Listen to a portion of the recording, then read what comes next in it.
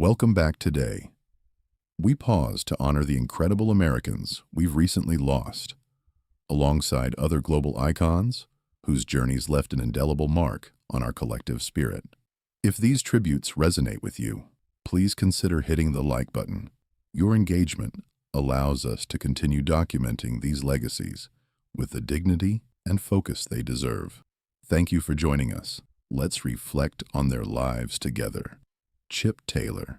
There is a particular kind of grief that comes with the passing of someone like Chip Taylor.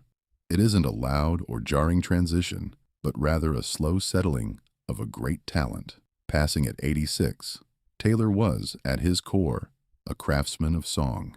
His family shared the news without fanfare, a departure as understated as the man himself, someone who preferred the dim light behind the curtain to the glare of the center stage. Yet, while he stayed in the shadows, his influence was inescapable. In the mid-1960s, a time when the radio was the heartbeat of the home, he penned Wild Thing. It was primal, unpolished, and became an instant anthem. He followed it with Angel of the Morning, a track defined by its vulnerability and grace. He had a rare instinct for human emotion, capturing different temperaments with the same steady hand. It is remarkable how his work became part of the atmosphere, heard in late-night diners and passing cars, often without the listener ever knowing his name. Born into a talented family, his brother John Voight became a cinematic icon, but Chip chose a different path, observing, writing, and distilling life into melodies that outlasted the eras they were born in. He proved that the truest things don't need to be loud to stay with us. Kevin DeCo. Losing Kevin DeCo feels uniquely poignant. At 63, he was a writer and actor, but his legacy is inextricably linked to a golden retriever that made the world feel just a bit kinder. The news of his passing was shared quietly by those closest to him, letting his history tell its own story. To anyone who grew up in the 90s, his impact was household knowledge. Air Bud, the story of a dog playing basketball, might have seemed like a gimmick on paper, but it worked because it wasn't a fabrication. In 1989, high in the Sierra Nevada mountains, DeCo found a stray, unkempt dog named Buddy. He took him in and, with immense patience, discovered the dog's natural athletic ability. That bond wasn't something created for a film set. It was a genuine partnership built on trust and time. DeCo didn't just produce a movie, he shared a relationship. That is why the story continues to resonate in living rooms today. It serves as a gentle reminder that sometimes the most extraordinary things happen simply because someone decided to give a lost soul a chance. Chuck Norris. The passing of Chuck Norris at 86 feels almost impossible to process. He was a figure who seemed built to endure forever. When the news was confirmed, it brought about that specific, respectful silence reserved for true legends. He wasn't just a performer, he was a physical and cultural pillar. For many, the image of Norris is forever frozen in the early 70s. Facing off against Bruce Lee in the Roman Colosseum for The Way of the Dragon, it was a masterclass in raw skill, a moment in cinema history that required no embellishment. But before the cameras ever rolled, he had already forged a life of incredible discipline. From the U.S. Air Force to the grueling world of professional karate, he was a man defined by repetition and focus. He even founded his own martial art, Chun Kuk Do, reflecting his deep-seated belief in structure and respect. Throughout his massive success in the 80s, he remained remarkably steady, a controlled, grounded presence that felt reliable. He was a teacher and a family man who proved that real power doesn't need to be aggressive to be felt. He hasn't disappeared.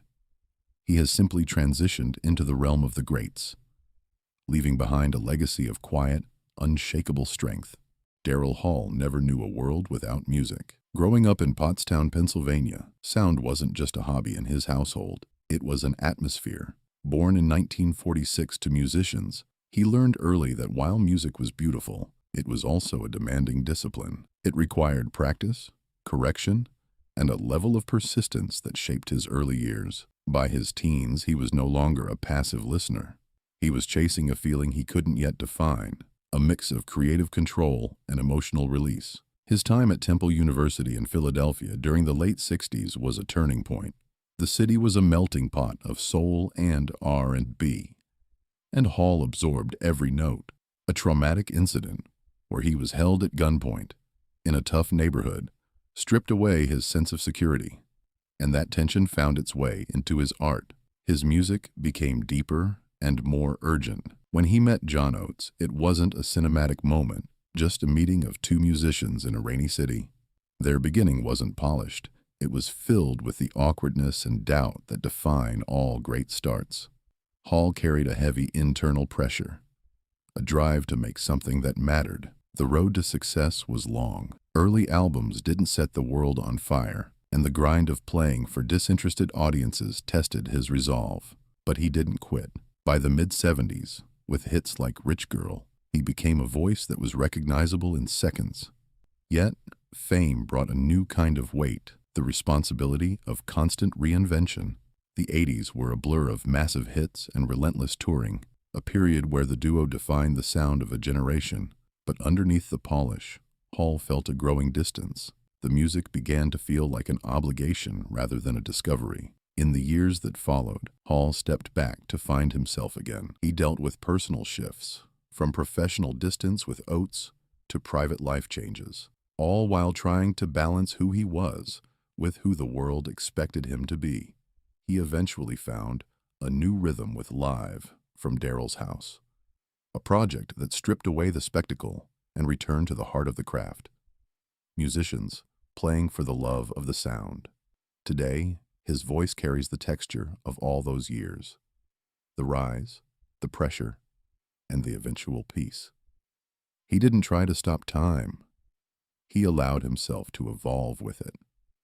For those who grew up with his songs, he remains a steady presence, a reminder that the music never really has to stop.